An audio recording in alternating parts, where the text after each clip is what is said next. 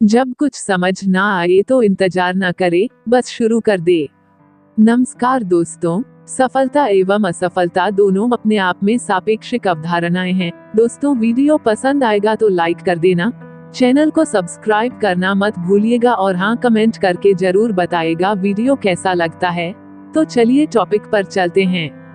यह आपके मानदंडों पर निर्भर करते हैं कि आप क्या सोचते हैं। भौतिक उपलब्धि या सफलता का कोई ठोस मानदंड नहीं है। आपके पास बहुत सारी धन संपत्ति होने के बावजूद भी आप दयनीय हो सकते हैं और दूसरी तरफ आप पूरी तरह से टूटने के बावजूद भी खुश हो सकते हैं।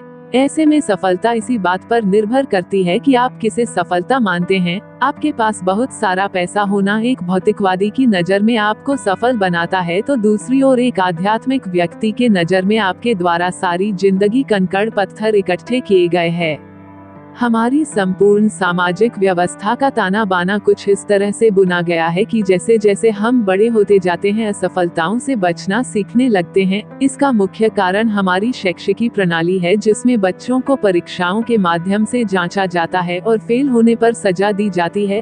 दूसरी भूमिका अभिभावकों द्वारा निभाई जाती है। वो बच्चों को उन्हें अपने लिए कोई नई राहें खोजने हेतु प्रेरित ना करके परंपरावादी बनाए रखने पर जोर देते हैं। हमारा मीडिया जो लगातार सफलता की कहानियां सुनाता रहता है, उन सफलताओं के पीछे के संघर्ष को कभी नहीं दिखाता है कि उन सफलताओं से पहले वे कितनी बार टूट कर गिरे थे। हमारा समाज जिसमें असफलता का मजाक बनाया जाता है और इन सब के साथ हमारे स्वयं के सफलता के भ्रामक मानदंड भी हमें असफलता से दूर भागने को प्रेरित करते हैं।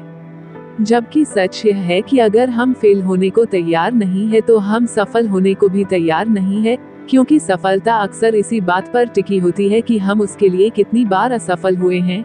यदि कोई व्यक्ति आपसे किसी चीज में अच्छा है तो यकीनन आपसे कहीं ज्यादा बार फेल हुआ होगा, और अगर कोई आपसे उतना अच्छा नहीं है तो यह निश्चित मानो कि उसने अभी तक उन राहों के दर्द को नहीं झेला है जिनसे आप गुजर कर आए हैं। सफलता हमेशा हजारों छोटी छोटी असफलताओं का कुलजोड़ होता है।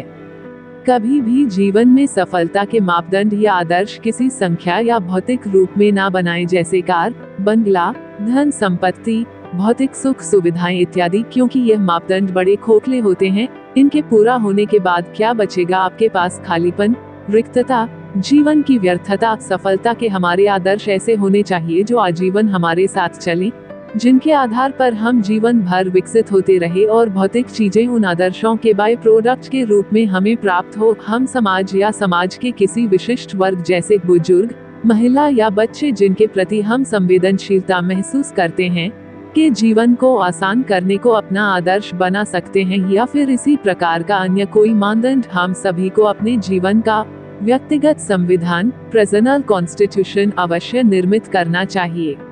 जब आप किसी चीज या समस्या पर अटक जाओ तो वहीं बैठकर उसके बारे में सोचते ना रहे, उस पर काम करना शुरू कर दें। भले ही आपको कुछ भी अंदाजा नहीं है कि आप क्या कर रहे हैं, किसी भी दिशा में एवं कुछ भी एक छोटा सा कदम उठाकर काम की एक बार शुरुआत कर दे। काम करने के इस आसान से कदम से उससे जुड़े हुए सही विचार आपके मन में आ जाएंगे। प्रसिद्ध ब्लॉगर मार्क मेंशन ने इसे कुछ करो, डू समथिंग सिद्धांत का नाम दिया है। वे कहते हैं कि बैठे मत रहो, कुछ करो, जवाब अपने आप मिल जाएगा। प्रसिद्ध लेखक टी हार्वेकर इसे कॉरिडोर में प्रवेश का नाम देते हैं। उनके अनुसार आपके पास जो भी हो, आप जहां भी हो, ज्यादा सोच विचार मत करो, गलियारे में घुस जाओ और खेल में कूद जाओ। कॉरिडोर में प्रवेश करने का मतलब उस क्षेत्र में दाखिल होना है जहां आप भविष्य में रहना चाहते हैं। हम में से ज्यादातर लोग कोई काम तभी प्रारंभ करते हैं जब हम उसके प्रति किसी एक खास स्तर की अभिप्रेरणा महसूस करते हैं, उस कार्य को करने के प्रति भावनात्मक रूप से प्रेरित होते हैं। तभी वह प्रेरणा अभिप्रेरणा में रूपांतरित होकर क्रिया में बदलती है। जबकि काम सिर्फ अभिप्रेरणा का परिणाम नहीं है, बल्कि वह उसका कारण भी बन सकता है, क्योंकि अभिप्रेरणा सिर्फ 3 कड़ियों वाली श्रृंखला न होकर एक अंतहीन जाल है। यदि आप कोई कार्य करने में पर्याप्त अभिप्रेरणा की कमी महसूस कर रहे हैं तो आप एक बार कुछ भी शुरू कर दो, फिर उसके परिणाम देखो और उन परिणामों का खुद को प्रोत्साहित करने में उपयोग लो। जैसे किसी व्यवसाय की बारीकियां सीखनी है तो उसका सर्वश्रेष्ठ तरीका है उसमें उतर जाएं। यहाँ उतरने से तात्पर्य जरूरी नहीं कि उस व्यवसाय के मालिक बनो, उस व्यवसाय में नौकर बन जाए, क्योंकि जब आप खेल के अंदर होते हैं तो आपको उससे कई लाभ मिलते हैं, जैसे उस व्यवसाय के संपर्क सूत्रों का पता चलता है, व्यवसाय के अंदर की बारीकियों का ज्ञान होता है, अवसरों के कई अन्य द्वार खुल सकते हैं, हो सकता है कोई अन्य क्षेत्र दिख जाए जिसका अब तक आपको पता ना हो, साथ ही यह भी पता चल जाता है कि वो व्यवसाय हमें पसंद भी है या नहीं। एक प्रसिद्ध लेखक से जब ये पूछा गया था कि उन्हें यूं लगातार लिखने की प्रेरणा कहाँ से मिलती है, उनका जवाब था कि मैं रोज सिर्फ 200 शब्द लिखता हूँ। जब भी मैं लिखने को प्रेरित नहीं होता हूँ तो केवल 200 शब्द लिखता हूँ, और जब तक मुझे यह एहसास होता है तब तक हजारों शब्द लिख गए होते हैं। कुछ करो का ये सिद्धांत टालमटोल से दूर रहने का एक अचूक मंत्र है। तभी तो सफल लोग अक्सर शुरू कर देते हैं, क्योंकि उन्हें अपने आप पर भरोसा होता है कि एक बार खेल में उतरने के बाद वे उपयुक्त निर्णय ले सकते हैं, सुधार कर सकते हैं और चलते चलते अपनी पतवार को संतुलित कर सकते हैं।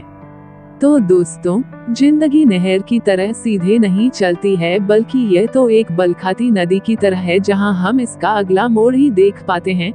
वहां पहुंचने पर ही हमें आगे का दृश्य दिखाई देता है, इसलिए इंतजार ना करें। जहां भी हो, जो भी हो, वहीं से शुरू कर दे। चाहो तो प्रारंभ दूसरे के लिए या दूसरों के साथ भी कर सकते हैं।